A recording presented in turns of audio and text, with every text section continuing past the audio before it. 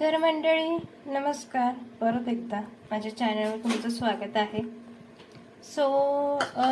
मी आता डाळ पालक बनवते. तर मी कशी बनवते तुमच्या संगती शेअर करते. तर चला वेळ न घालवता आपण व्हिडिओला सुरू करूया. हे तुरीची डाळ आणि पालक हे दोन्ही शिजवून घेतलं होतं, कुकरला लावून घेतलं होतं. इथं टोमॅटो घेतलेला एक 7-8 लसणाचे तुकडे ठेचून घेतलेले आहे इथे चवीनुसार मीठ आहे. इथे हळद आहे 1 चमचा आणि 1 चुटकी हिंग. तेल मी गरम करायला ठेवलेलं आहे.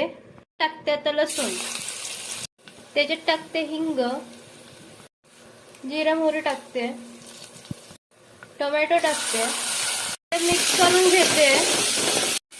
हळद टाकते,